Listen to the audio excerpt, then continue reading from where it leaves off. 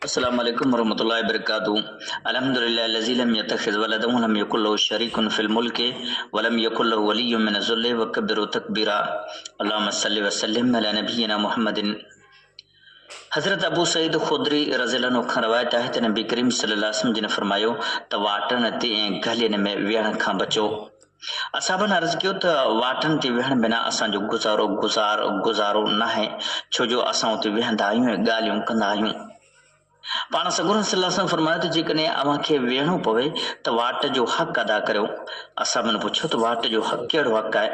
तॾहिं पाण बलारन सल्लल्लाहु अलैहि वसल्लम जिन फरमायो त अखियुनि खे हेठि करणु यानी नज़र खे झुकाइणु, कंहिंखे तकलीफ़ न ॾियणु, सलाम जो जवाबु ॾियणु, चङाई जो हुकुम करणु ऐं बुराई खां रोकणु, ई सभु वाट जा हक़ आहिनि।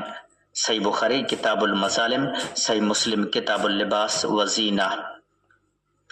अबू हुरैरा रज़ियल्लाहु अन्हु खां रवायत आहे त नबी करीम सल्लल्लाहु अलैहि वसल्लम जिन फरमायो त लानत वारे ॿिनि कमनि खां बचो।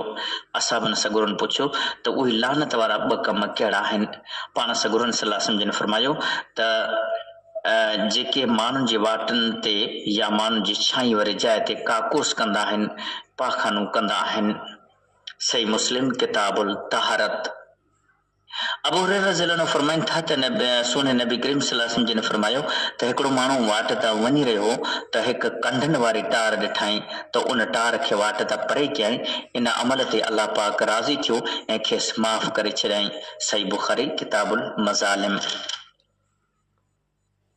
साथियो, इस्लाम में वाटनि रस्तनि जा के हक़ आहिनि जेके वाट ते वेहण ऐं गुज़रण वारनि लाइ ज़रूरी आहिनि। पाण सगुरन सल्लल्लाहु अलैहि वसल्लम जिन उन हक़नि जी अदायगी ते वॾे सवाब जो वाइदो फरमायो आहे। उहे हक़ ई आहिनि त नज़र खे हेठि करणु, तकलीफ़ ॾींदड़ शइ खे वाट तां परे करणु, सलाम जो जवाबु ॾियणु, नेकी जो हुकुम करणु, बुराईअ खां रोकणु ऐं वाट भुलियल खे सही ॾस ॾियणु ऐं पेशाब पाखानू करण खां बचणु।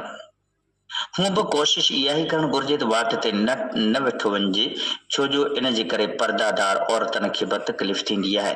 ऐं पोइ बि जेकॾहिं वाट ते ज़रूरी वेहणो पवे त वाटनि जे हिन हक़नि जो आदाबनि जो ख़्यालु रखियो वञे।